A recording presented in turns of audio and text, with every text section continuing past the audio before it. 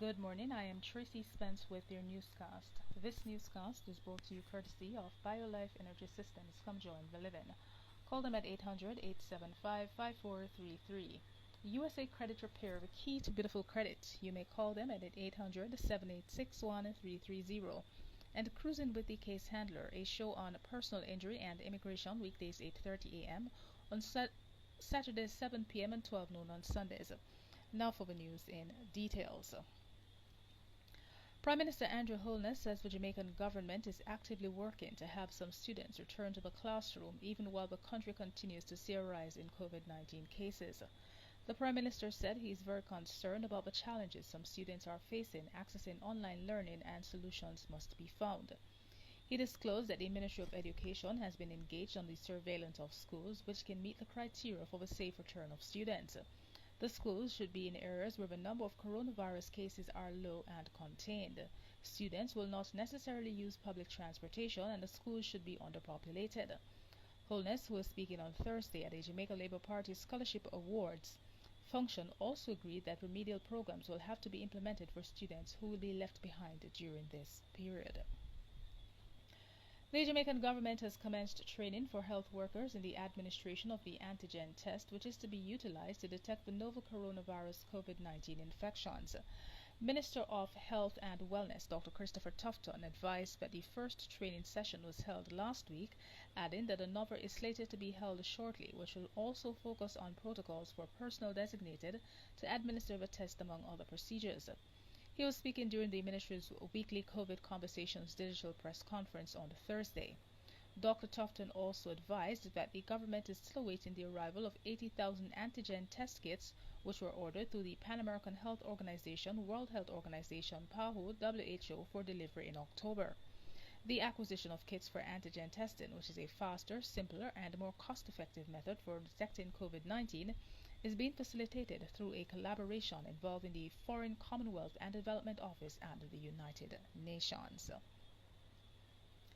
Meanwhile, Jamaica's Minister of Culture, Gender, Entertainment and Sports, Olivia Grange, has announced that reggae legend Toots Hibbert will be laid to rest in the National Heroes Park. Minister Grange said this had become possible thanks to the generosity of the family of the late Charles Hyatt. The actor, broadcaster, director and author, whose remains were due to be reinterred in the last burial spot for cultural icons in the National Heroes Park. In a statement yesterday, Grange said that Hyatt had requested to be buried in National Heroes Park, but they were told that there were no more spaces available and was interned at the Meadowrest Memorial Park in St. Catherine. It was later discovered that there was one final burial space available in the relevant section at the National Heroes Park, and the government went back to the family, who decided that they would exhume Hyatt's remains and reinter them in National Heroes Park. It has been several years since that decision. Earlier this week, Toots' burial had to be abandoned as the family could not produce an order authorizing the interment. Toots, 77, died at the University Hospital of the West Indies on September 11, nearly 2 weeks after he tested positive for COVID-19.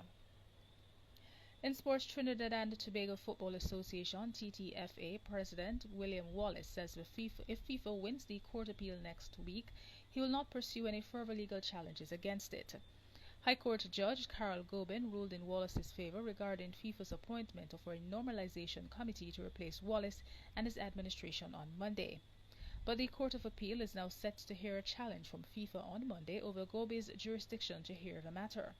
Justice Gobin ruled against FIFA, saying that the normalization committee installed last March and headed by Trinidadian businessman Robert Haddad was unwarranted and indefensible. Gobin also ruled that FIFA's action had been made in bad faith and was an improper and illegal motive. Despite the victory for TTFA, Trinidad and Tobago remains under international suspension by FIFA because of Wallace's decision to pursue action against FIFA in the local courts. And that is it for the news. This newscast came to you courtesy of BioLife Energy Systems. Come join the living. Call them at 800-875-5433. USA Credit Repair, the key to beautiful credit. You may call them at 800-786-1330. And Cruising with the Case Handler, a show on personal injury and immigration, weekdays 8:30 a.m. on Saturdays 7 p.m. and 12 noon on Sundays. On behalf of the news and the production team, I am Tracy Spence. To have a good morning.